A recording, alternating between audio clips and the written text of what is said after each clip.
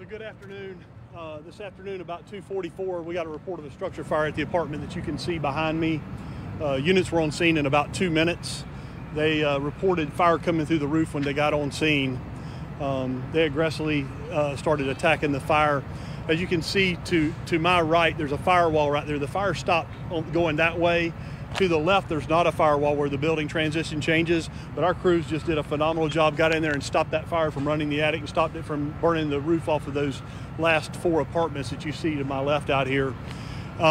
We had about 40 units on scene, which is about 115 total firefighters.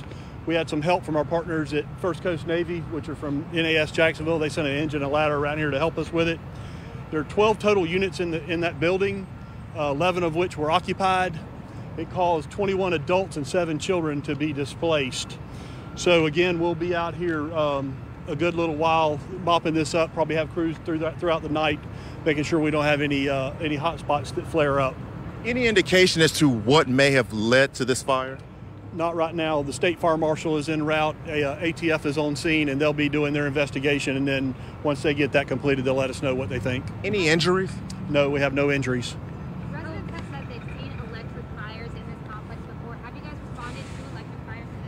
Not that I'm aware of. How long did it take to get the fire under control? An hour and 26 minutes. Why does it take that long? Is it because of the materials that you're working with that are just that flammable? Well, it's that, and it got into the attic space. And when it gets into the attic space, the crews not only have to, it was already through the roof when they got here, so that roof was collapsing, so we couldn't get them inside that area, but they have to get into those other areas, pull ceilings down, and then get up there and put the fire out in the attic, and that is just labor intensive and takes a lot of time. And obviously in this kind of heat that we're feeling today, we've got crews that are having to rotate through rehab to keep them fresh and safe. Do we know if there were any working smoke detectors in the I do not know yet. You obviously see that it's in this middle of the building. Are the apartments on either end still functional?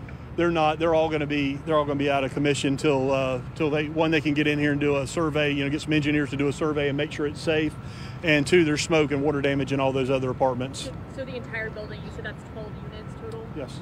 And you said 21 adults, 7 children that are now displaced. Yes. Can you talk about how fortunate they are? Because I realized there were some people in that building. We just spoke with family members they had a 2-year-old in there with 2 adults.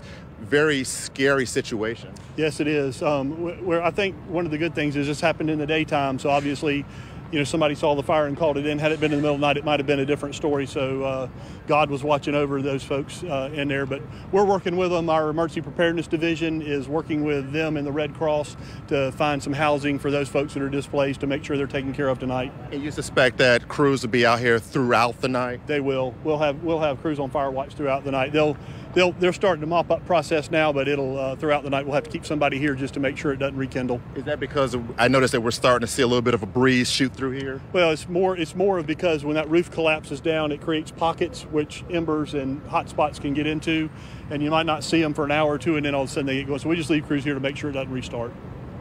And fire marshals are investigating the cause? They are. Yep, State Fire Marshal along with the ATF from the federal government.